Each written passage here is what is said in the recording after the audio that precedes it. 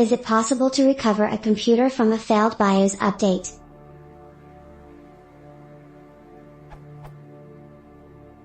While attempting to update the BIOS on an Asus motherboard, I learned the Asus Update utility for Windows doesn't fully support Windows 64-bit. It was able to erase the BIOS without problems, but failed to write the new BIOS. I knew that when I next rebooted the computer, it would be a brick. When I rebooted the computer, it was a brick. But before I rebooted, I transferred the BIOS backup, the new BIOS, and Asus DOS-based flash utility to another computer. Now the problem is how to fix it. This Asus motherboard has a failsafe BIOS recovery called Crash-Free BIOS, where you put in a floppy or USB stick containing a file called p5b.rom, and it will restore the BIOS from that file. But that doesn't work. Is there any way to unbrick the machine?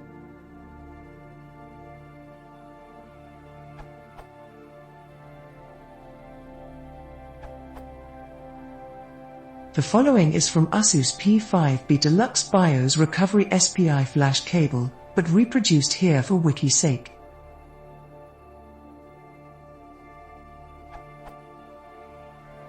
Warning: never use the Asus Windows-based BIOS flash utility. There have been scores of people with the same issue, if only I had known beforehand. Skip down the how-to for the good stuff. In perhaps a moment of great stupidity and laziness, I reflashed the BIOS on my Asus P5B Deluxe using the Asus Windows-based flash utility. It wiped it clean, loaded the new one, and then it couldn't verify. At this point your only two options are quit or retry. So I retry. Now it won't even try to write the BIOS. Having no other choice, I rebooted the machine and hoped for the best. I got the worst. The machine wouldn't do anything. The motherboard is supposed to have a built-in BIOS recovery mode, but it seems that was wiped out as well by the Windows Flash utility. It was time to send it back to Asus so they could reflash it. The BIOS isn't removable, so surely there's some kind of device they plug into to reflash it for you, I thought.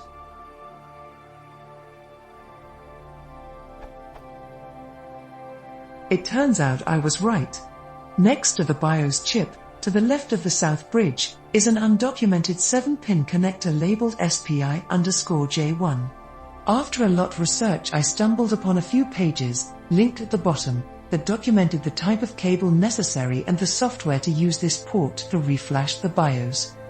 The cable consists of a parallel connector wired to something you can plug into the pins that also has a 2.7V 3.6V input to power the chip while reflashing it. I made a really bad attempt at using a chopped up parallel cable and the ends from a USB header port thing. This didn't work out well, so I found at the local electronics store a parallel connector with a ribbon cable on it. I took it apart and re-soldered the ribbon to the correct pins.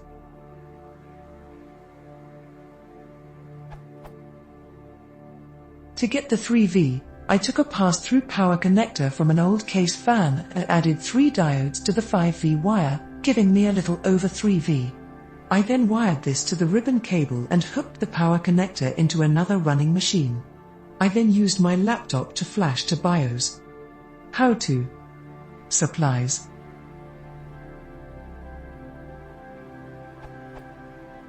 A DOS boot CD, USB drive, or floppy. BIOS ROM for the motherboard. SPIKEM, software that does the flashing. KUSTMI, to-be host process needed by SPIKEM. Multimeter. Soldering iron. Male DB25 connector. Header connector of some sort. You'll need 6 pins total.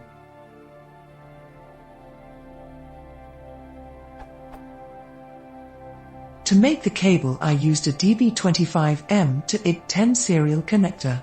This really seems like the easiest thing to use. They look like this.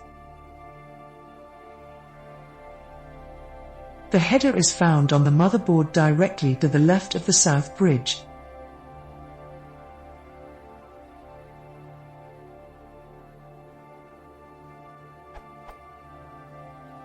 Here is how the header pins are numbered. Here is a table showing which header pins should be connected to what parallel pins. Pin 1 on the header is for plus 3V.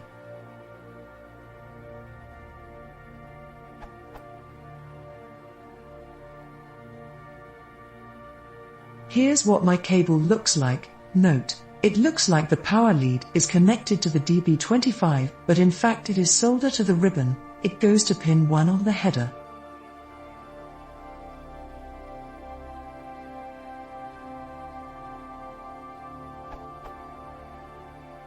If you use a cable similar to mine, open it up and desolder the ribbon from the connector. Take a paper clip and stick it into the holes in the header connector to determine which lead needs to go to what pin on the DB25 using your multimeter. Solder each lead appropriately. You then need to get a 5V line from another computer, the red wire on a Molex connector. Solder 3 diodes in series and connect them to the 5V line. Use your multimeter to ensure the voltage drop gives you between 2.7V and 3.6V. Solder this to the appropriate ribbon lead. Now that you're ready to flash, boot your flashing computer with your DOS boot media. First, you need to run custme.x, then run spikepm. Note, you have to run custme.x before spikepm each time.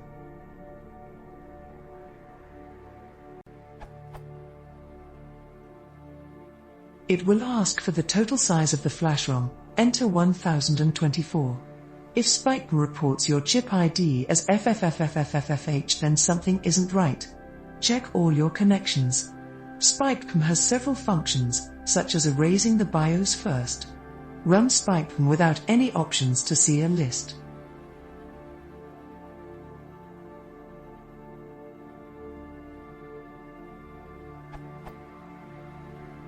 Giving credit where credit is due, without these sites I never would have figured this out.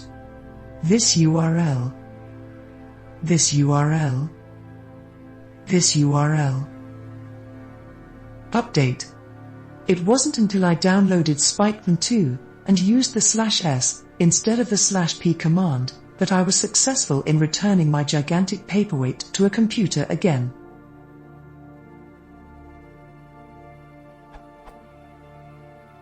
It seems that spikepm.x by itself writes a page at a time to the SST chip in the ASUS P5B boards.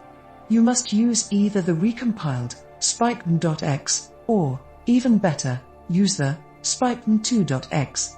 You can build the cable without any resistors or capacitors as long as you use the orange 3V output from the surrogate PC's ATX power supply. Then you must use the /s switch to write to the chip after you unlock it with /u and erase with /e. This is the only thing that worked for me, and I am back up and running perfectly.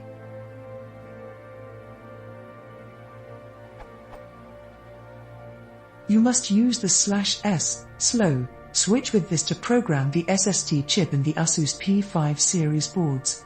Apparently, the /p switch used in the original spikepm.x doesn't do it slow enough, or a bit at a time, which is what the SST chip needs for a successful reflash. To boot the program, I made 2 floppy disks, one with a Windows 98 boot disk, and the second with the spikepm 2 program and the BIOS image file, .rom extension.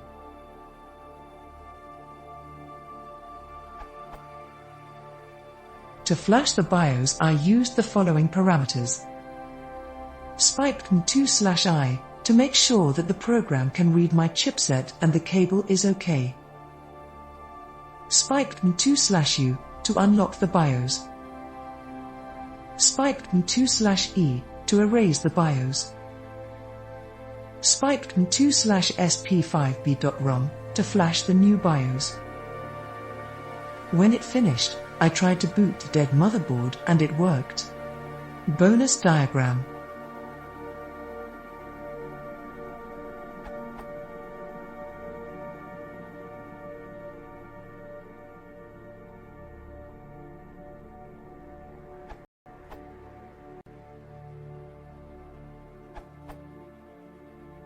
I confirm I successfully programmed my flash for an ASUS P8H67M Pro. Same as others, I tried to update the BIOS with the BIOS utility. It finished the process, rebooted and nothing, a black screen. I built the parallel adapter. I added a 3.3 VTC power supply and used it to program my flash memory chip. First I compared its content with the ROM image and I realized that most of the content was #FF, erased but not programmed. Using the same app spied my programmed it. I tested and my motherboard is working okay with its latest BIOS release. Thanks for your support. I just wanted to tell my story for others to try. Regards.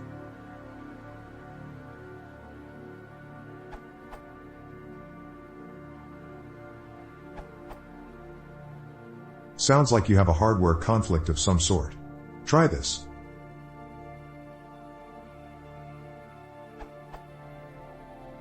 Remove all cards from all slots in your system. Video, RAID, network, sound, etc. Pay attention to what card was in what slot. Put your BIOS disk or USB stick in the drive/slot before you turn on the power. Turn on your PC. You should see your recovery BIOS working, or it will say something like bad BIOS, something like that. In any case, it should boot up to an A prompt.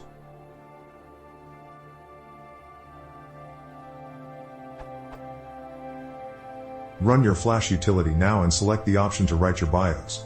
I don't remember the option, but there's one in there to write the BIOS without a script or something. It's really tough to mess things up worse than they are right now, so if one option doesn't work, try the other. Smile. Go through all the prompts saying yes write, yes overwrite, etc., etc. Once the BIOS update is done, reboot your computer. It should be working normally right now. If it is, turn it off and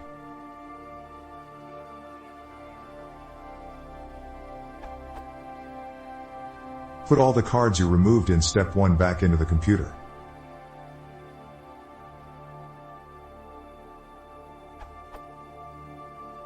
Fire it up again. It should work.